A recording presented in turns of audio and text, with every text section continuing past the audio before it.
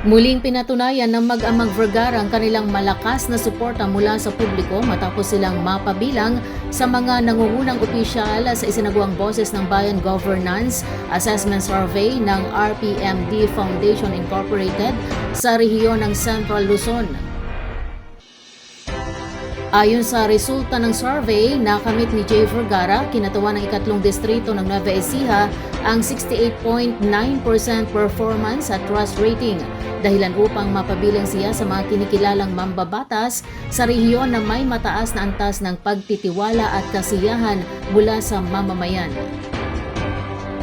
Samantala, malaking tagumpay rin ang naitala ng kanyang anak na si Micah Elizabeth R. Vergara, na kasalukuyang alkalde ng Cabanatuan City. Nakapasok siya sa top 5 performing and trustworthy mayors sa Central Luzon matapos makapagtala ng 80% performance at trustworthiness rating, isang indikasyon ng positibong pagtanggap ng publiko sa kanyang pamumuno at mga programang ipinatutupad sa lungsod. Bukod sa mag-amang Vergara, kabilang din sa mga kongresistang mula sa Nueva Ecija na nakakuha ng mataas na marka sa naturang survey, sina Mika Swansing, 86.6% ng 1st District, Emerson Pascual, 75.4% ng 4th District, Kokoy Salvador, 67.3%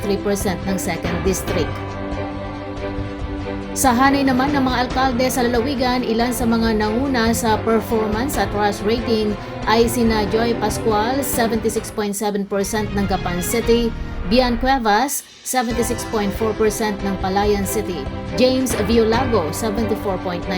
San Jose City, at Baby Army Alvarez, 70.9% ng Science City of Muñoz. Ipinapakita ng resulta ng Boses ng Bayan Governance Assessment na nananatiling mahalagang sukatan ng tiwala at kasiyahan ng mamamayan sa pagganap ng kanilang mga halal na opisyal. Para sa maraming residente ng Nueva Ecija, ang pagkakasama ng mag-amang Vergara sa talaan ng mga nangungunang opisyal sa Central Luzon ay patunay ng patuloy na suporta ng publiko sa kanilang pamumuno at serbisyo. Patuloy namang inaasahan ng mga mamamayan na mapananatili at mapalalakas pa ng mga nahalal na leader ang kanilang mga programa at inisyatiba upang higit na mapaunlad ang kanilang mga nasasakupan at mapabuti ang kalidad ng buhay ng bawat Nueva Ecijano. Kasabay ng formal na pagbubukas ng klase para sa taong panuruan 2026-2027, muling pinagtibay ng pamahalang bayan ng Laur, Nueva Ecija ang matibay nitong pangako sa pagpapalawak ng mga oportunidad sa edukasyon at pagpapabuti ng kapakanan ng mga mag-aaral sa pamagitan ng pinalawak na scholarship program, mga programang sumusuporta sa mga guro at iba pang inisyatibang nakatuon sa komunidad. Personal na binisita ni Mayor Benjamin Padilla ang ilang paaralan sa bayan upang kumustahin ang kalagayan ng mga mag-aaral at guro at tiyaking maayos, ligtas at organisado ang pagbubukas ng klase. Sa kanyang pag-iikot, hinikayat niya ang mga estudyante na maging masipag, responsable at disiplinado sa kanilang pag-aaral na aniya ay mahalagang puhunan para sa mas magandang kinabukasan. Ayon sa alkalde, nananatiling isa sa mga pangunahing prioridad ng kanyang administrasyon ang edukasyon dahil sa malaking papel nito sa pangmatagalang pag-unlad ng komunidad at pagsulong ng lokal na ekonomiya. Isa sa mga pangunahing hakbang ng lokal na pamahalaan ay ang pagpapalawak ng scholarship program para sa mga kwalipikadong mag-aaral. Itinaas ang pinansyal na tulong para sa mga scholar sa high school mula 300 pesos tungo sa 1,000 pesos habang ang scholarship grant para sa mga mag-aaral sa kolehiyo ay nadagdagan sa 3,000 pesos kada taon o 1,500 pesos kada semestre sa tulong ng Sangguniang Bayan. Patuloy ring ipinatutupad ng pamahalang bayan ang Special Program for the Employment of Students o SPES sa pagtulungan ng Department of Labor and Employment o DOLE na nagbibigay ng karagdagang pinansyal na suporta at oportunidad sa trabaho para sa mga kabataan habang sila ay nag-aaral. Bilang pagkilala naman sa mahalagang papel ng mga guro sa paghubog ng kabataan, nagpasa ang bayan ng isang ordinansa na nagkakaloob ng 1,000 pesos pinansyal na ayuda tuwing Teachers Day para sa mga guro mula sa pampubliko at pribadong paaralan sa Laur. Kamakailan din ay isinagawa ng lokal na pamahalaan ang kauna-unahang DepEd Night, isang aktibidad na naglalayong palakasin ang pagkakaisa, pagtutulungan at magandang samahan ng mga guro mula sa pampubliko at pribadong sektor ng edukasyon. Ipinagmalaki rin ni Padilla ang patuloy na pagpapatupad ng ordinansa na nagbibigay ng educational assistance sa mga solo parent na may mga anak na nag-aaral. Sa ilalim ng programa, tumatanggap ng 3,500 pesos ang mga solo parent na may anak sa kolehiyo, 1,500 pesos para sa mga nasa high school at 500 pesos naman para sa mga mag-aaral sa elementarya.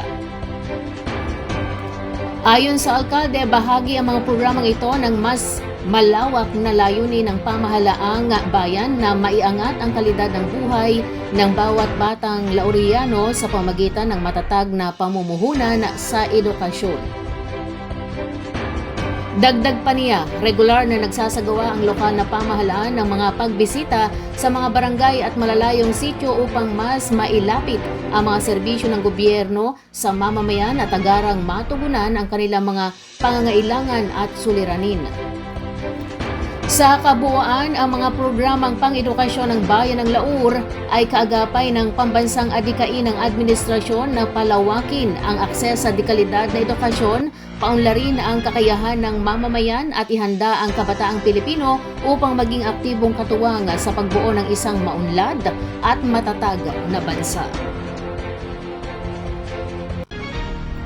Mahigpit na nagbabala ang Department of Education DepEd Schools Division Office o SDO ng Nueva Ecija sa mga aplikanteng naghahangad na makapasok sa ahensya laban sa mga individual na nag-aalok umano ng tulong upang makakuha ng posisyon kapalit ng pera, pabor o anumang uri ng kabayaran.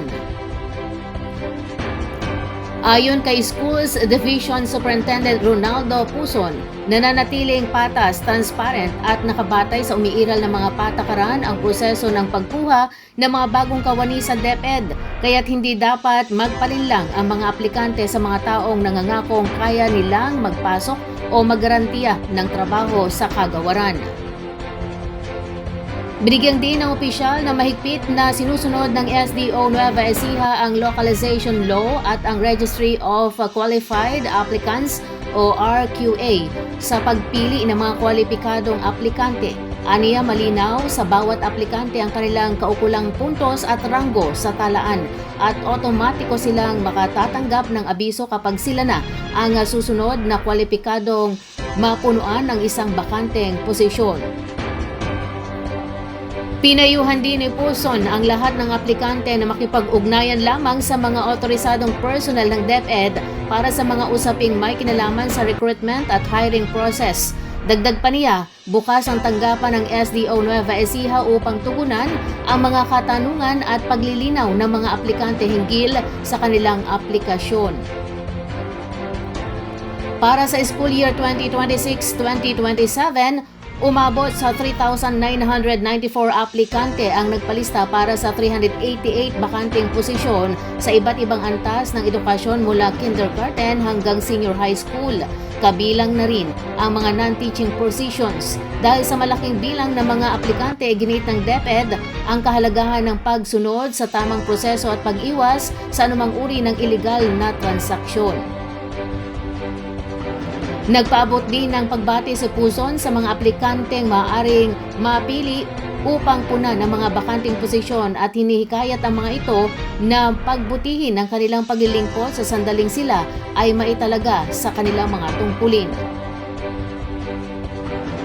Samantala, pinayuhan naman niya ang mga hindi agad mapipili sa kasalukuyang hiring cycle na huwag mawalan ng pag-asa at sa halip ay patuloy na paunlarin ang kanilang kakayahan, kwalifikasyon at profesional na karanasan upang maging mas handa sa mga susunod na oportunidad sa pagtatrabaho. Ang naturang paalala ay inilabas kasabay ng pagbubukas ng klase noong Hunyo 8 at habang nagpapatuloy ang mga aktibidad kaugnay ng recruitment at hiring sa iba't ibang paaralan sa lalawigan. Layunin ng hakbang na ito na mapanatili ang integridad ng proseso ng pagkuha ng mga kawani sa DepEd at maisulong ang tapat, mahusay at transparent na serbisyo publiko alinsunod sa adhikain ng administrasyon para sa mabuting pamamahala at dekalidad ng serbisyo sa sektor ng edukasyon.